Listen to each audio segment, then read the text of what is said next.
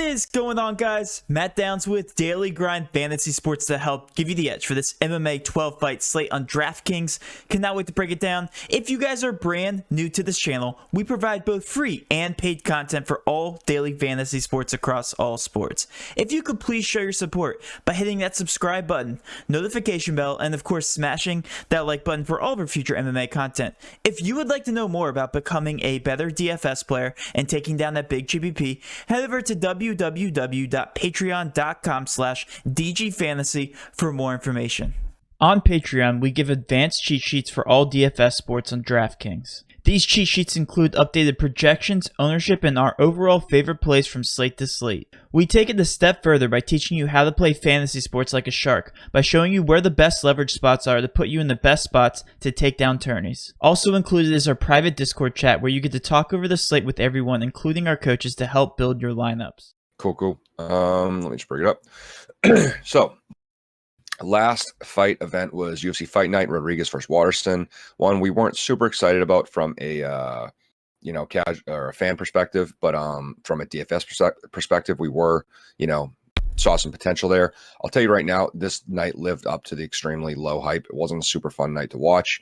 I tried to get weird with it because with the less amount of people playing, I figured if I made some super contrarian lineups, I'd be able to not tie for first.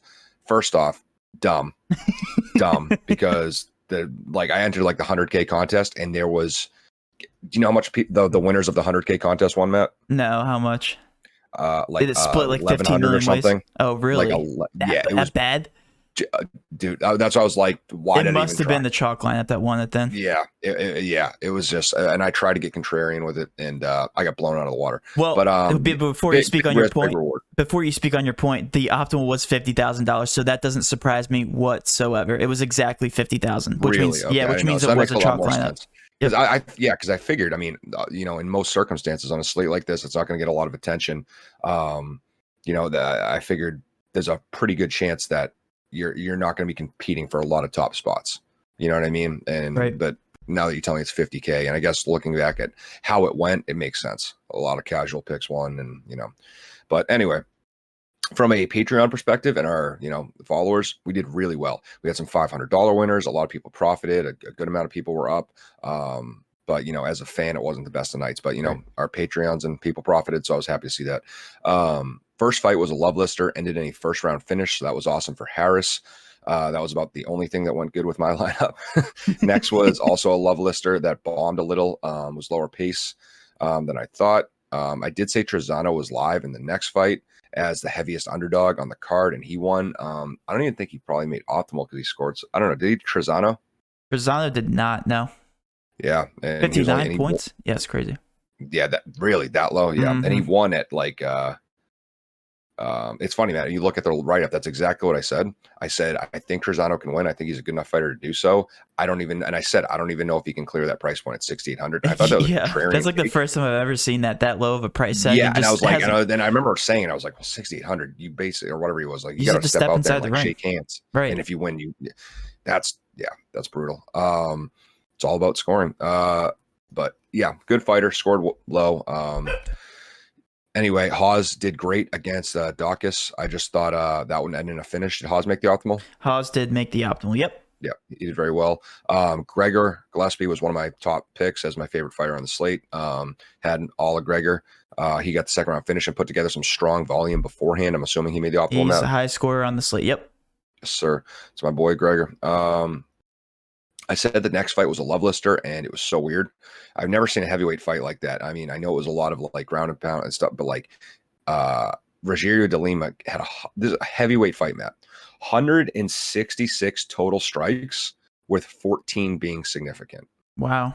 Which is bananas. What did Rogerio de Lima score? He scored over 106.38. Okay, 106. So by that standard, it's kind of crazy. If you didn't use the new way of scoring, right. This new method with counting regular strikes as 0.2 or whatever, he would have scored like 50. I don't know how many takedowns or knockdowns he got off the top of my head, but he would have scored like 50 points off that. Like I'm guessing, you know what I mean? Which is crazy. So maybe 60, something like that. Maybe my math's a little off, but he would have scored terribly. Just because, again, they were all non-sig strikes, but it's weird. But yeah, he did pretty good. Said he was a love lister, so that was nice. I said Magny was live as the underdog, but wouldn't score well, and that came pretty true. Magny didn't make the optimal, right? Magny did not. Nope. Yeah. Didn't have enough of Morono. That was one of the ones I knew I'd fuck that up. I said I hated that fight when I saw it, and this is why I just didn't know what to do with it. It's one of those ones, the old versus like new-ish, but it was just like, how washed is Donald Cerrone? He's losing all these studs. I just hated that fight. I remember telling you it was going to be a hard one. I was probably going to be on the wrong side of it, and that's exactly what happened, because I'm assuming Morono smoked the optimal. Yes, 106.61. Yeah, what was it, 8,400, something like that? Yep. 7,800. You're talking about the price? Oh, he was underdog. Dude, Cowboy was 84, right? Yeah. Yep. Yeah. So, yeah, I knew I was going to butcher that one. So, yeah, is what it is. Next, I stand by. I said it was stackable main for cash, and it was a pretty low scoring for a 5-rounder. Did either of these girls? It really wasn't that bad. I mean, it was bad, but it wasn't that bad. Again, 5-rounders. That's the benefit for stacking them. They didn't make the optimal. It just because of that price point of Rodriguez at $9,200. I was gonna say Emerald didn't make the optimal. Yeah, 8,500, and Watterson scored 49.62. Again, when you stacked them, that actually wasn't that bad. That's what I'm saying. That's not a terrible stack. Yeah. What did Rodriguez score? Rodriguez scored 85.33. Yeah, that's insane. That's insane. Like I thought it was like 90 something. Yeah. 85 points. Yeah. In a 5-round decision is like, you just have to stand there. Right. It is bad. And by that standard, what did Watterson score? 49. So 49, combined, they scored over 130, 140. Yeah. I mean, to be honest, again, it went kind of as planned. I expected, a striking affair with no finish, right? And I still can't believe it was that.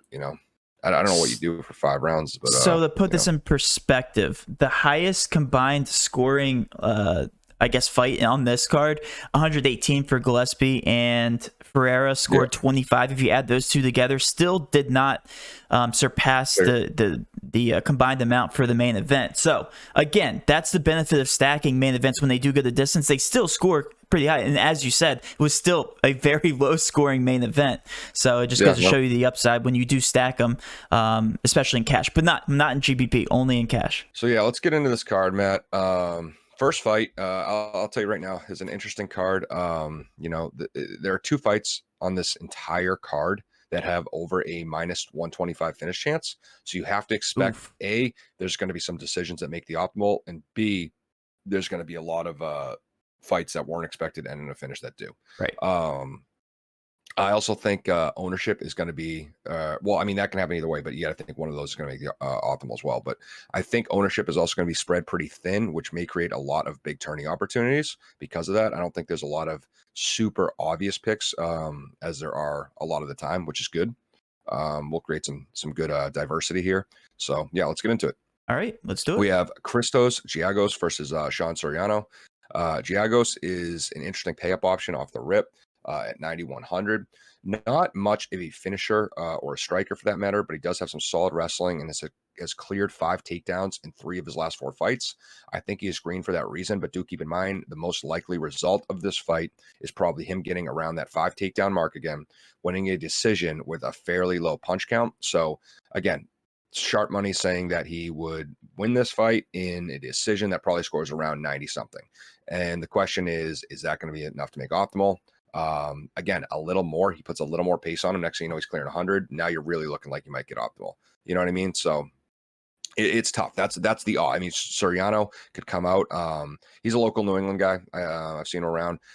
He's a good finisher and is on a 3-win streak entering his UFC debut. So obviously, if he comes in, knocks him out, he's fine. I'm gonna put him as yellow. I think he has has a shot and has had a long, successful career, but it took him 12 years to get to the UFC for a reason. And he has a horrible tendency to get submitted, which is not good when facing a wrestler.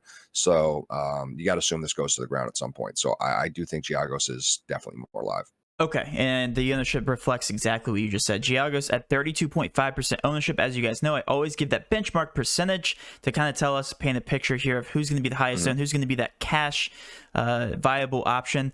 Right now, the cutoff is at 30.4%. You guys know I'm the ownership guy here on our videos, but Kevin hit the nail on the head there. It looks pretty spread out. The highest owned is going to be 44%. We're used to seeing 50 to 60% at this point in these and these cards, Kevin. So 44% being the highest owned, it's all spread thin here. Let me switch back to the other fight. Soriano here at 9.7% ownership. Kevin, do you see any type of leverage potential there, hearing that ownership? Yeah, I mean, I really do like Chiagos more. And by the way, Matt, just pull up a little closer. You're a little quiet. Oh, I'm sorry. No, you're good. So yeah, Soriano, I definitely think is. I don't know. It's tough to tell. Like I said, I've watched this guy fight.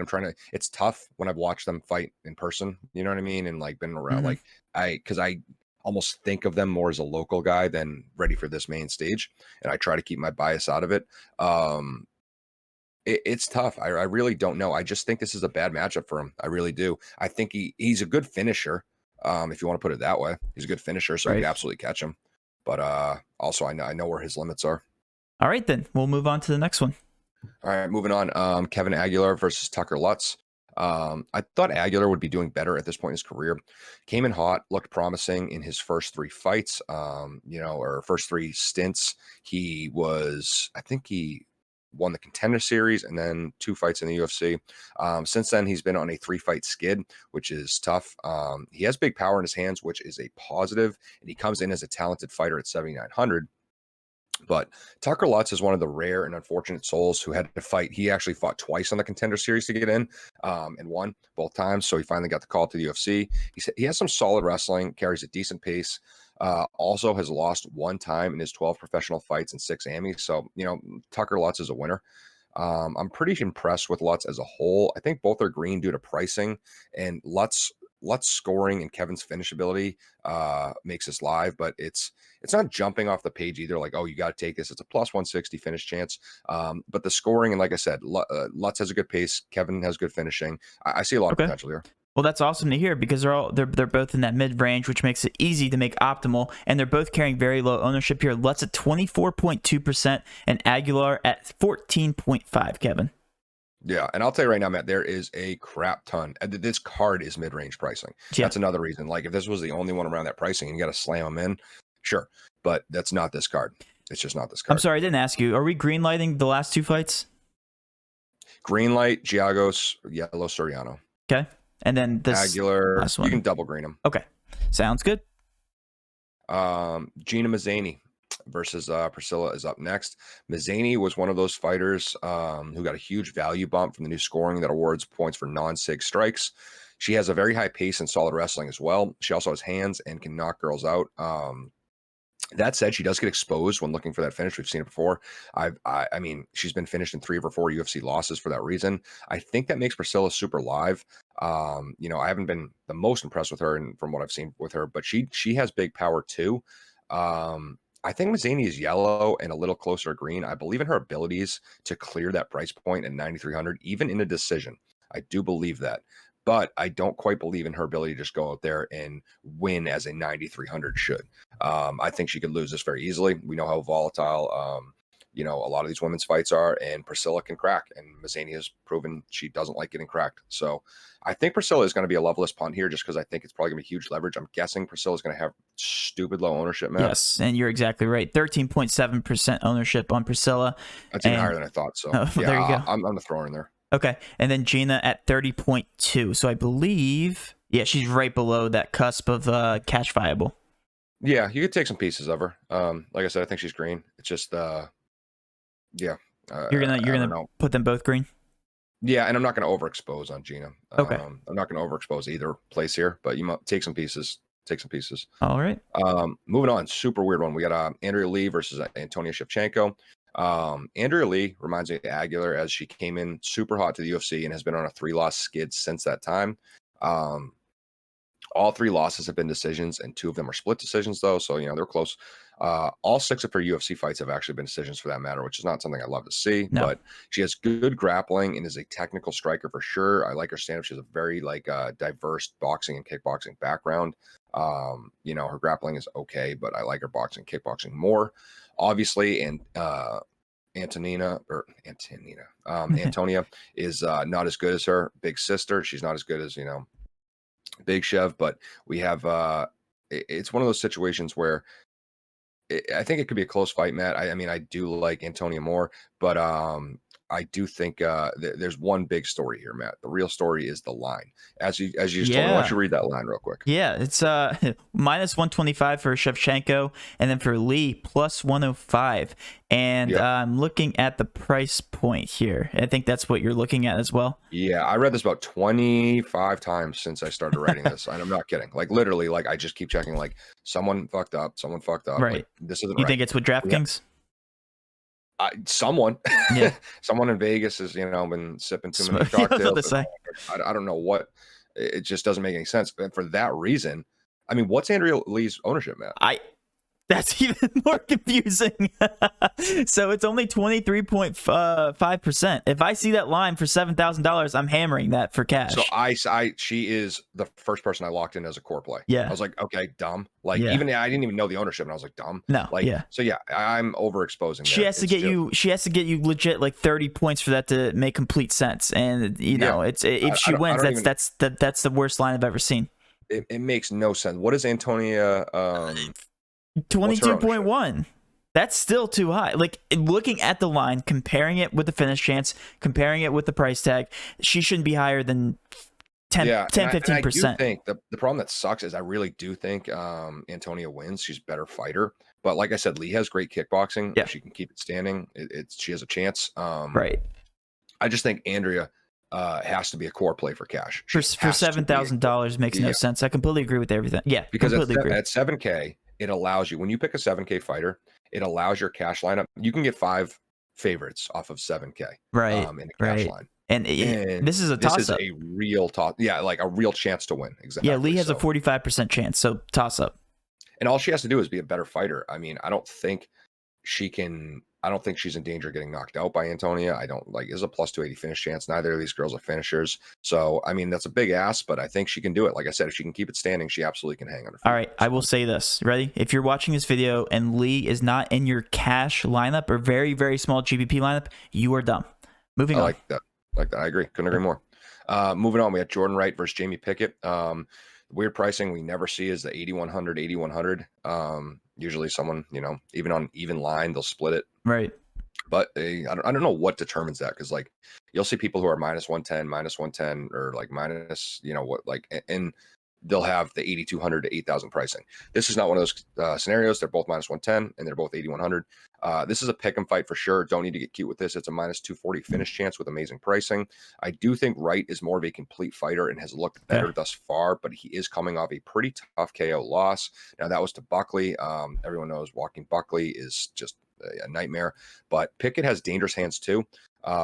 Both sides are super live. I think they're fairly even on their feet, but I do think Wright has a distinct advantage on the ground. So I'm going to take, take that as you will. I'll probably end up taking a little more Wright because of that, just because I feel more comfortable on literally 50% of where this fight could take place. Right. And you got to consider that, but Pickett could actually absolutely knock him out. So are you greenlighting this?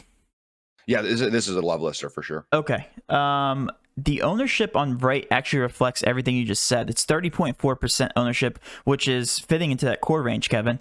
Surprisingly, Pickett is a lot lower owned, which is kind of concerning. I love it for leverage. 17.2% ownership. Does that make you love him a lot? Yeah, it's to be honest, that sounds about right. Everything you said sounds about right. I know it's even line. I know it's even pricing. My gut reaction when I saw this was right. Like I like Wright more, and seems like everyone's right. Understanding that. Right. Yeah. So it seems like everyone's kind of on board of that train. So I mean, he's a better fighter on paper. So we'll see. The lines actually opened in Wright's favor, so I'm showing -112 to -110. I don't know how much of a difference that really is, but technically Wright, yeah, was carrying it. Open as that's interesting. But Decimal yeah, points I ahead. stand by it. I think Wright's probably a little bit safer pick. Just like I said, goes to the ground. You got to give him a distinct advantage. So All right, moving on. moving on, we got Lando Vanada versus Mike Grundy. Matt, another. I told you, there's no lack of amazing pricing on this card. Vanada is one of the most unpredictable fighters in the UFC from a DFS perspective. He has had 2 draws in the UFC. He also has a pattern of a win-loss, win-loss, win-loss, win-loss, that whole thing. So I like his pace a lot usually, but his last fight with Bobby Green did not look what I like to see from Lando Vanada. It was pretty lackluster. He's yellow for me for now. Vanada's a good brown belt, but his grappling can't compare to Grundy's. I don't think. I think Grundy has a distinct advantage there, and I think he had a tough fight against Evlov in his last fight, but even after getting like outstruck as bad as he did, Grundy got 6 takedowns. So even in a decision win, Grundy could smoke that price point. Where with Lando, I think you need to finish more so. I'm gonna love list Grundy. I think he has a real chance to just it's not so much I'm like confident in his win ability, is that he could break the slate very easily at 8,200. Like you could see this dude come out and score $130, and it's like, damn, why did I have no Mike Grundy? So I'm gonna love list him, and I'm gonna keep Lando yellow. That said, if you do go all in on Grundy and heavy expose, I would counter with a lot of Lando Vanada too. I don't hate the stance you just took on Grundy, because he's actually only 28.4% ownership, Kevin. That might be one of your favorite plays on the slate after hearing that, I'm assuming. Yeah, I think it's just that potential to like Evlov he has good takedown defense. He's a good wrestler, and Grundy kind of put it on him.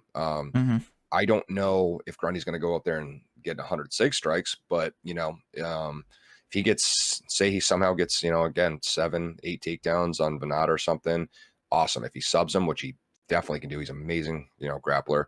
Awesome. If he just after 7 takedowns gets a good amount of control time and pepper shots, awesome. Like there's so many realms where he could do well. You know what I mean? Right. So, but Vanada's at 16.8%.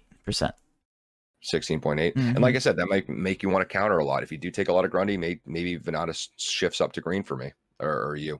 Counter that. All right. It's good pricing. Sounds good. Yeah, moving on, we got Jacques Souza versus Andre Munez. I'm such a Jacques fanboy still, Matt. I love him. Does he suck now? Probably. I don't know. The thing is, I'll say possibly. The Holland loss was tough.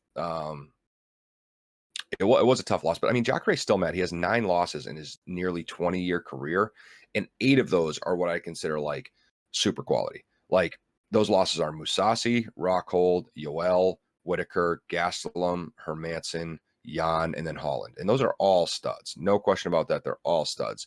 And he's beaten like 4 UFC champions in his career too. So I think he is still super talented. I really do believe that at 41, it's tough because Munez is tough and is just starting his UFC career. He's 2-0. He's super live as well. My only fear for him is that, so Munez is a grappler. That's what he's good at. He's good at submitting people. He's good at taking them down. Jacare is not the guy you're going to submit. That's where I feel comfortable, is that Jacare will not get submitted. In his 20-year career, he's never been submitted, I don't believe. So interesting. Let me fact check that actually real quick, but I think that's correct. If that is a real stat, that's actually pretty incredible. Jacare Souza, never been submitted. Yeah, wow. His credentials are stupid, Matt. He was like in the World Jiu-Jitsu Championships, he was like 7 times gold. He was like a 3-time ADCC World Champion. He's got one of the best pedigrees for grappling ever. So I don't think like Munez is a souped up 2022 Mustang GT, where Jacare is a Ferrari. Then that's it. He's just a Ferrari. You know what I mean? And it's like, it's just, you can't compare the two. And he's still favored. Yeah, and I get that. And I think it's more style, because I think Jacare is probably a little better on his feet. Right. I don't know. I think this could end in it's tough, man. It's double green, but the only reason it's not a love list is how similar these two are in styles. I don't know if Jacare's, they could end up in a slower paced grappling affair for sure. Well, like I said earlier, you hit the nail on the head in terms of ownership, it just being so spread out, and this is one of the most spread out ownerships we have. They're not confident on either side. The public isn't in terms of ownership. Souza 28%, and then Munez 25.4. So Yeah. both are definitely afraid to take a piece of this fight. Yeah, no, I get that. I 100% get that. It's kind of that same question of like, does Jacques still have it? And the question is, I don't know. Right. I don't know. It's tough. It's one of those tough ones. Those If you look at newer guys. his recent game logs, you would say heck no, but you can't look at that. Yeah, that's true. That's true. But again, you got to look at who he's fighting. Right. So it's tough. It's tough. But yeah, moving on, we have Shane Burgos versus Edson Barboza. This is a stud fight for sure. Burgos is coming off his second career loss in a banger with Josh Emmett. Emmett is very talented, and Burgos' only other loss besides that is Calvin Kattar. Other than that, he has been lights out and has shown great well-roundedness. I mean, Burgos is also just a banger that creates high-paced fights, so I like him, and I like chasing, his kind of fights. He's always looking for the finish as well. He can definitely clear that price point in the decision. Edson is representing my least favorite thing when doing these write-ups. It's kind of like the Jacare thing, except he's not as good, but it's the same thing. It's the cowboy effect, like we just talked about last week. It's a stud veteran, kind of like Jacare Souza, who's lost a lot more than he's won lately, but they're all super tough guys. Because you are a stud veteran, they're not throwing you like tuna cans. You know what I mean? And Right. this is his first guy who's not like, I mean, Dan Ige, I guess, is in that realm, who fought Barboza, but it's like, I think Shane Burgos is really good, but like when you're used to fighting world champion level guys, same thing like I'm talking about with Jacare, like his loss list I told about. Yeah, he lost to Yoel and he lost to Hermanson and Gastelum and Whitaker. And it's like, and now you're fighting Andre Munez. Like, it's a step down. Not that Munez isn't great, but in terms of resume, it's a step down. Same thing with Shane Burgos and Barboza. I mean, I don't know. Like, yeah, Barboza got the crap beat out of him, but like recently, but one of those was Khabib kicking the crap out of him. One of those was Gaethje kicking the crap out of him. You know what I mean? Like, that's Right. two super, super studs. You can't compare those to Shane Burgos. So I don't know. I'll say this. Barboza won his last fight against Amir Khani. Horrible. I think he robbed a decision unbiasedly. I think he stole that one bad. It was a terrible fight overall, and I'm going to yellow Barboza for that reason. I do think he is a little bit washed. I think he's on his way out the door a little bit. Still has knockout ability. Does scare me a little bit. I'm actually going to love list Burgos though, Matt. After all those things I just said, I just think he's, in a better smash spot right now. I think he could put it on him. He has such a high pace, and we've seen Barboza throw a lot of he has a lot of problems with grapplers, and I think this could be one of those situations where he finds himself just overwhelmed. Well, then here you go. Burgos 38.9% ownership, so definitely in that cash range. I believe he's the fourth highest on the card. So a lot of confidence there on both you and the public. Yeah, Barboza at 17.1%, so nearly half that. Yeah, I get that. I mean, Burgos is well-rounded. He's very well-rounded. And in his 6 UFC fights, 7 or something, he's had whatever it is. He's already had like 3 fight of the nights, and he's just a banger, man. He just goes out there and he hammers. So I do like him a lot. He's been knocked out once in his career, so hopefully that's another crazy stat. This time. And that was Calvin Kattar. So, yeah. yeah. So moving on, I do like Shane Burgos. He's going to be a love lister. Moving on, Caitlin Chukagian versus Viviane Araujo. My goodness, like, if you thought the Shevchenko and Lee fight was crazy at plus 280, how's plus 290 for you? Oh boy, this is crazy. I'm all set with this one. I want to read it so bad, but I can't, because I do see a realm at 8,800 where Caitlin Chukagian makes optimal with her striking in a decision, but I hate it so much. She can't finish shit, Matt. She throws 0 power punches. I still would fade it personally, but she is live at 8,800. Unfortunately, we've seen her do it. I think in her fight with Antonia, she scored pretty stupid in the fight. Do you have that? For Vivian Chukagi, yeah. What her fight with Antonia Shivchenko? 1 second. Shevchenko. Yeah. Well, which one? Because she fought both. Sorry, Antonia. Got it. Scored 90.5 in that That's one. it, really. Yeah. So I guess that's the difference between sig strikes and non-sig strikes, because I think she landed like. Do you have the stats there by chance? Yes. How many regular? Sorry. Yeah. She Total strikes. She threw 108, landed 73. Yes, that's it. like regular strikes, just total strikes, or Yes. 6 strikes.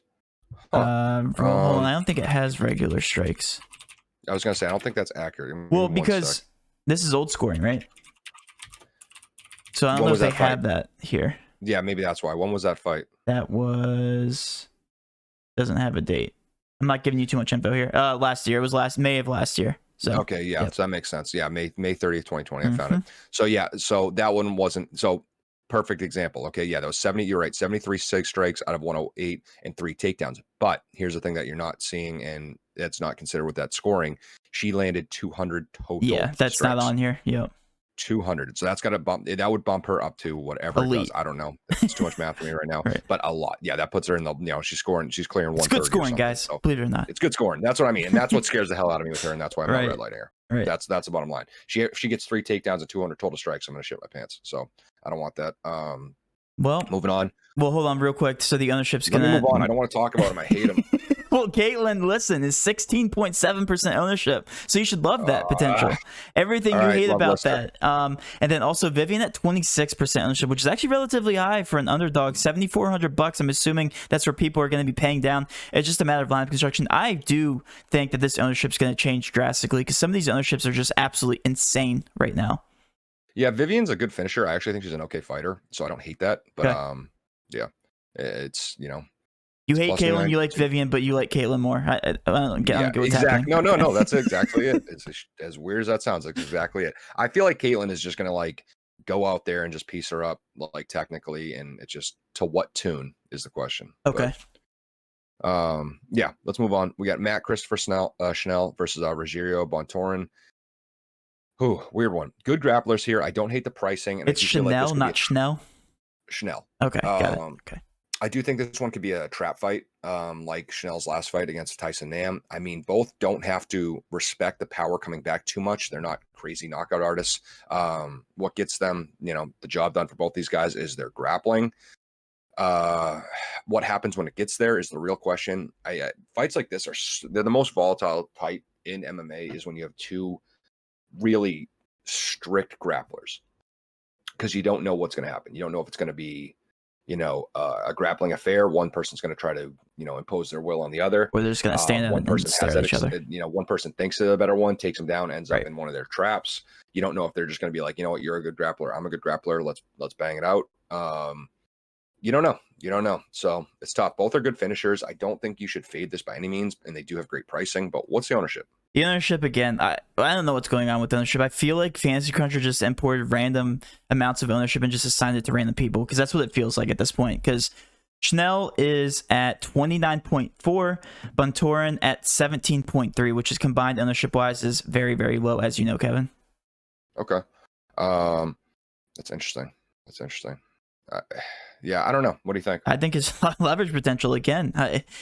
Based on everything that you just said, like this sounds like another make or break fight, just because stylistically they're so similar that anything could happen.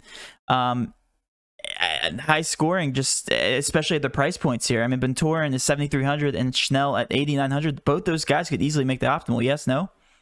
Yeah, no, 100% easily. Yeah, all right. I mean, like I said, it's a minus 125 finish chance, so I don't know. And you said there's only 2 on the card, right? There's only 2 over that. Okay, got it. Yes, and that was the Pickett right one, and then the main. Okay, so yeah, I think this is a fantastic leverage opportunity. I agree. Moving on, we have Tony Ferguson versus Bonnell Dariush. Real quick, man, I get fun facts every day sent to me, because who doesn't like a nice fun fact? Fun fact of the day. A Japanese zoo unsuccessfully tried to mate a pair of hyenas for 4 years unsuccessfully before realizing they were both males. So do with that what you will. Okay. Thanks, Kevin, for that intermission. Yep, no problem. Yeah. So co-main, Tony Ferguson versus Bonnell Dariush. Never been a big Tony fan, man. I'll be honest. Not saying that from a negative space, like, I'm not a fan of his. Like, I really don't like him. I just have never been one of his fans. He's just never did much for me. But he's a good fighter. I think he's very good. It just never got into him that much. That being said, if you think that he's washed and after a 12-fight, 6-year win streak, he's just randomly trash now, you're insane.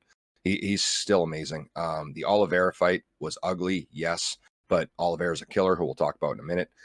Oliveira finished his last 7 opponents before Ferguson. Didn't finish Ferguson. Tony's other loss was Gaethje, who did dismantle him, but Gaethje is so damn good and looked unreal that night. And Tony still dropped him with that, I think it was an uppercut. So Tony finishes people. Dariush also finishes people. Dariush is interesting because he also gets finished. And that's the thing that like makes this very interesting. I think this fight will be lights out. It has a plus 125 finish chance. I don't buy it. And even if it does go the distance, I think the winner will score great. Right. I'm going to double green love lister this. And I'm actually a little more inclined to lean on Tony. I think he has a distinct stand-up advantage. And as long as he can stay away from Bonnell's grappling. And he said that. He said he did 5 hours. I mean, I think it's one of those things. If you rest, you rust. I know a lot of wrestlers who are so good at wrestling. That's how they got into MMA, and their wrestling carries them in MMA. And because of that, the next thing, they train boxing so long, they train striking, they train jiu-jitsu, they try to get so good at the other stuff that they become trash at what they were good at. You know what I mean? They take too much time off. It's not that they're trash, they're just so rusty. Right. So next thing you know, they're getting taken down in fights, and they're losing in the wrestling game, and they're like, what the hell? It's because if you do rest, you rust. And it comes back like riding a bike if you were good at it. But that's what Tony Ferguson was. He said he did 5 hours of jiu-jitsu in preparation for Charles Oliveira. And I'm inclined to believe it. He's such a good grappler. He probably was like, all right, I don't need to worry about that much. I just got to beat him on his feet. And now I think he's probably going to, give the respect to Dariush a little bit in the grappling department and, do better with that. And then I still think he has the advantage on his feet. That's my take.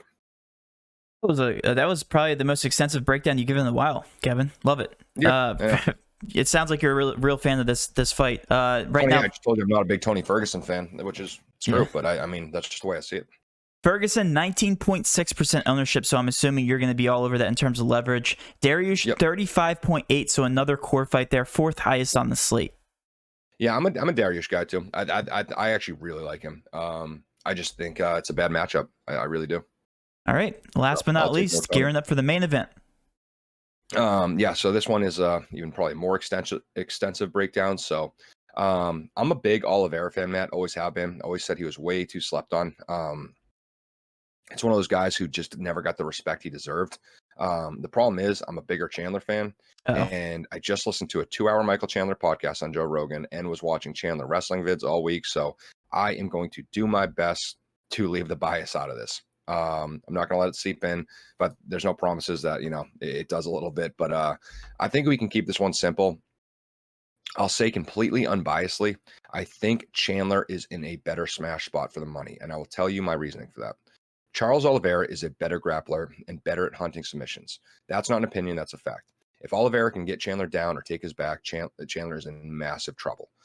That being said, that is a huge if. Chandler is a phenomenal wrestler, D1 All-American, and has amazing takedown defense. He's also never been submitted. The way to beat Chandler is to pair either great wrestling defense with great hands, so Chandler can't take you down, and you make him stand up with you, and you have better hands than him, or great jiu-jitsu with great hands, where your hands are so good, you make him take you down, and then you submit him with your jiu-jitsu.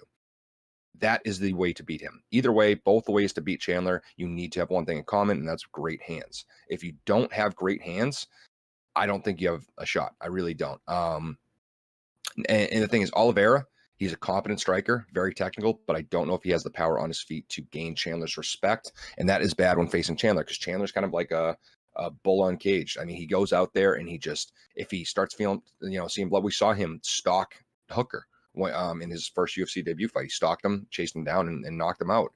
I think this is just a bad rock, paper, scissors matchup for Oliveira. It's just, like I said, Oliveira, I don't think he has a striking advantage. I do think he's going to eliminate some of Chandler's wrestling, which is good for him. He's going to make it so Chandler probably doesn't want to wrestle him. I wouldn't want to wrestle Oliveira. You can take him down, but he has one of the meanest guillotines. He'll slip that thing on you so fast. You're going to have to take him down with, singles, high C's, get him to the side, some upper body stuff, maybe some trips. You're going to have to get him. You're not going to be able to take him down with just conventional takedowns. He's going to find that guillotine.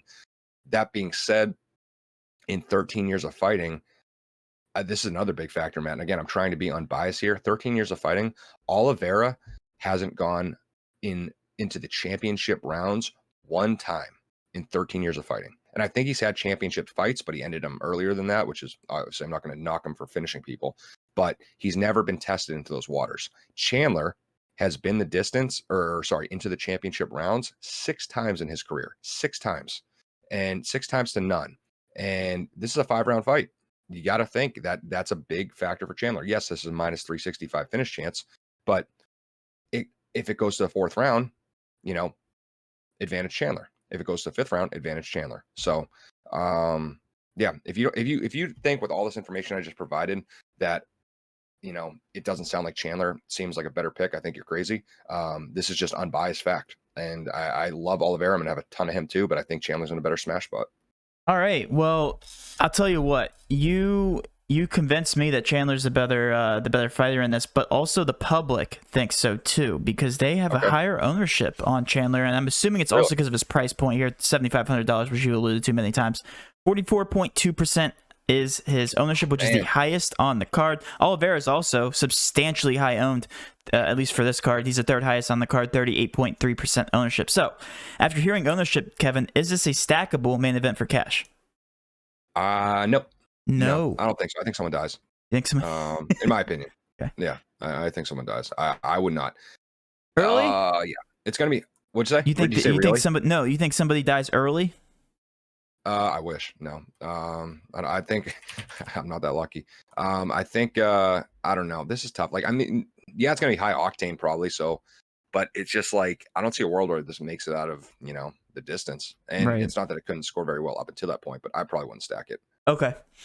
All right, because ownership-wise, it's a huge toss-up. You're going to have to take one side or the other. There's so many make-or-break fights on this slate. It's just breaking it's breaking my brain. That's probably why I wouldn't stack it either, Matt. That's a great point, because I wouldn't stack it because, like, say you take Chandler, and now instead of taking Oliveira 8,700, take Dariush and maybe you get a winner. Take, you know, Chiagos and maybe you get a winner. Like, take Burgos, take Jacques. You know what I mean? They're all the same, right around that price. So, like, well, that and we talked about Lee earlier here being $7,000, and that's, I mean, you can have enough salary to go up and pay for these automatic wins. You might as well just take these wins while you can, these heavy favorites, and walk away. So you don't have to. I don't think you need to stack it. You're right. All right, Kevin, let's bring it all home here. We're approaching 40 minutes here. Okay, sounds good, brother. Let's bring it home. Core plays and fights. So core plays and fights. Sorry, I had one of my wrestlers text me, and just so you want to know what it's like being coach. And I'll leave this person unnamed, but for obvious reasons. But this person falls down off a seawall the other day, bangs up their knee, finally gets good, and they go, "Hey, coach, ate some really bad sushi last night. Don't know if I can make it in today." Just so you know how fun coaching is. This is the stuff. So that means you have the rest of the day off? No, it doesn't. That's just one person, but one out of the many people that are probably getting sick from sushi. I don't know what to say to that. It's fun stuff. But yeah, core plays, fights. Lee plus 105 at 7K, unheard of. Got to take it. We just talked about that all day, Matt. Chandler, Oliveira, more Chandler for the reasons I stated, but do love both. Love Oliveira. Could be a good leverage spot. GPP plays, Wright and Pickett, 8,100 pricing, which is amazing, and someone should get finished here. Grundy, his grappling takedowns at that price make him super live for a top scorer. I think that could be sneaky. Great ownership, as you alluded to too, Matt.